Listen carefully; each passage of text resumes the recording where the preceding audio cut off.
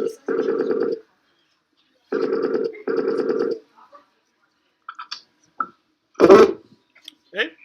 how we doing, Chaz? I'm going to tell you. Good.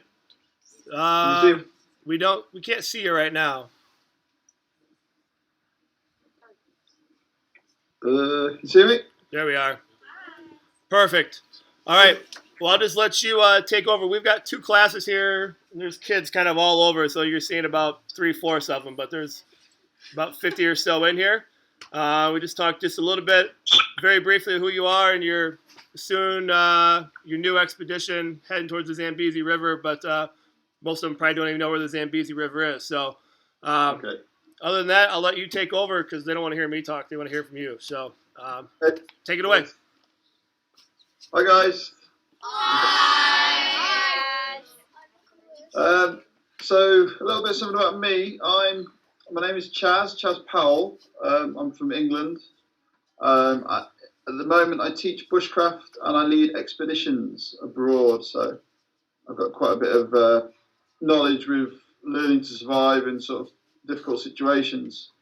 For the past sort of 12 years, I've been traveling around the world. So I started my travels in about 2004, and I started by doing a round the world trip, which I hitchhiked the length of New Zealand, and there I was sort of walking and hitchhiking, and every day I'd sort of go a bit further and further. And from there, I travelled around Southeast Asia, a lot of places in Southeast Asia. So I travelled around Burma, Thailand, Cambodia, Vietnam, Laos, sort of Singapore, Malaysia, Borneo. So altogether I probably travelled to around 60 countries. After that, I travelled the length of Africa. I did an overland trip of Africa, so I went through most countries. I started in Rwanda, I went to Ethiopia, I went to Kenya, Tanzania, Malawi, Zambia, Botswana, on and on, South Africa. So yeah, I've been to a lot of countries. But as far as my sort of recent stuff, I've been getting a bit more adventurous and a bit more sort of wild with my experiences.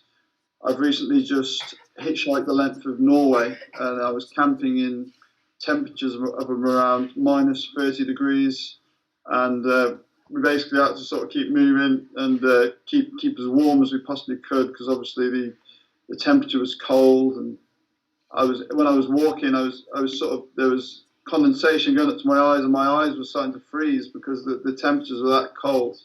So these sort of situations are quite brutal.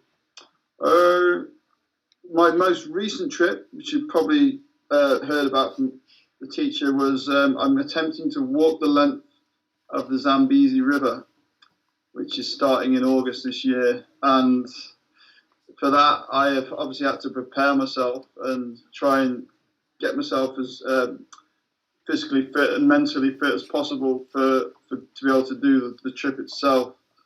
What actually drives me to do these trips is, I guess I've always been an adventurous person. I've always sort of took expeditions. I've always wanted to lead an adventurous sort of life.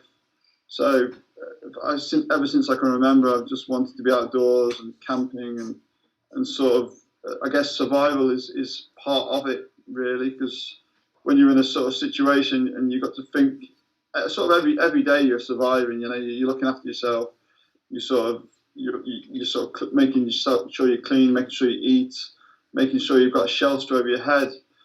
Basically, when you're in an outdoor environment in a sort of survival situation, you want to keep the same sort of out life. You want to make sure you've got shelter, you want to make sure you've got food, you've got water, you're looking after yourself medically. You know, you want to make sure you're still looking after yourself, even if you're in a remote and wild environment. So, yeah, as far as being driven, it's always the sort of person I've been.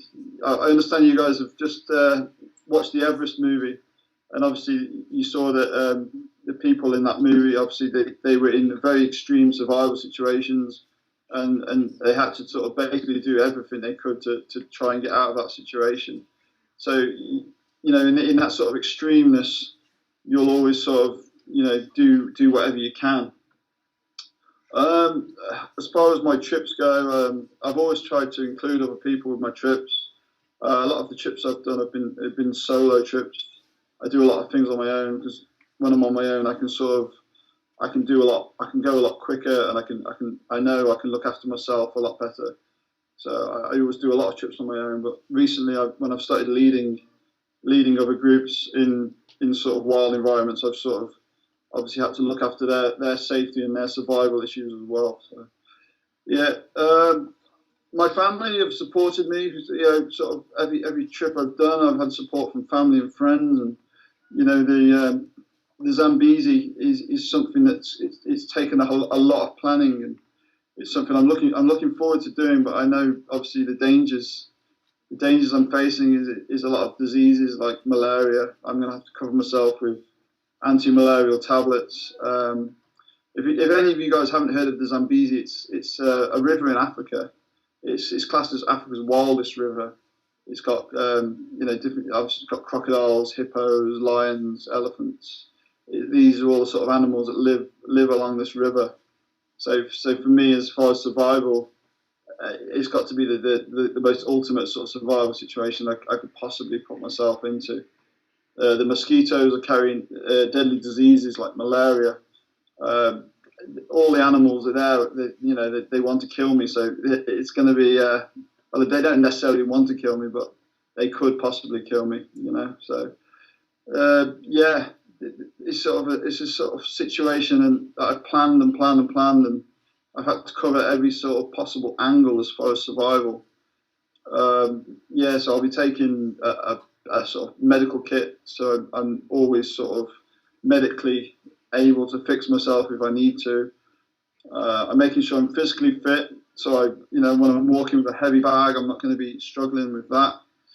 I'm making sure that I'm mentally fit, so my mind knows I can cope with that situation, because I'm going to be walking for around 6 months in a very wild and hostile environment. So I'm going to have to mentally be able to handle that situation. Yeah, it's a big walk. I'm pretty excited about it. I don't know if you can see if I'm excited, but yeah, it's parts of nerves and parts of excitement, because I know it's a wild place to be, and yeah, I guess that sort of sums that up really. I don't know if you guys have got any questions about it or anything like that. Anybody have a question that wants to get up? Great. Come on, you guys. This is your only chance to talk to somebody like this. How old are you? So no, if you have to stand up. if you have a question, you're gonna come up and you're gonna talk in front of the camera. Alright, go look at the camera. Okay, guys. Tell me your name. Tell me your first name. Hey, I'm Nick. Hi Nick, How old are you? I'm 36. 36. Yeah, I've been travelling now for about 12 years, so I started travelling in my early 20s. Yeah. Thank you. Nice to meet you, Nick. Anyone else got any questions? Any survival questions? Hi, I'm Brandon. Where are you currently? In a place called Wolverhampton in England. Do you know many places in England? Yeah, it's sort of in the middle of England. It's like a sort of farming area really. It's quite a nice little place. Okay, thanks. Yeah. Hello. My name is Sadie. How many Okay. places? My name is Sadie. Sadie, sorry, hi Sadie. How many trips have you taken? It's hard to really say. 'Cause I've been travelling now for I'd say 12 years, and I've been to about 60 countries. So I've come back to the UK to work, then I've travelled. It's got to be at least sort of 10 or 15 big trips that have been like nearly sort of 6 to 9 months long. So yeah, quite big trips really. Thank you. No worries. Hi, I'm Molly. Hi Molly. How long are you planning to keep on traveling?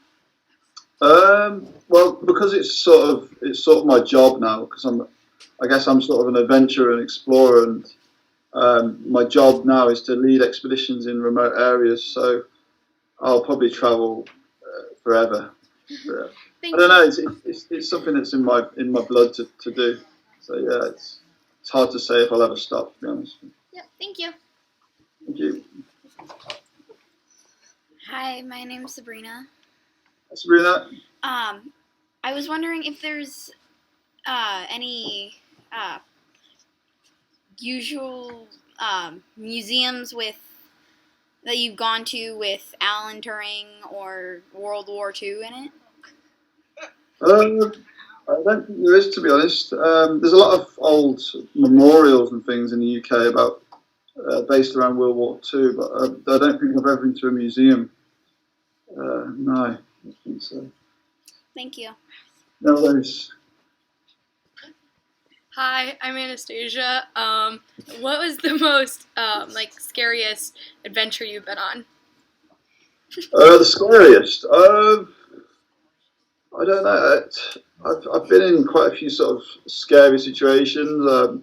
To be honest, some of the scariest things I've done has been in the UK. It's not the sort of wildest place, but some of the when I did my mountain training, I was sort of in conditions where the winds were like 100 miles per hour, stuck on a mountain, and it's sort of my tent was blowing out the ground, and I was sort of getting flooded in, and I had to walk down rivers and things like that. So that was a pretty brutal situation. But yeah, even this recent Norway trip, camping in them temperatures, I had to make sure I kept warm and things like that. So yeah, Thank you.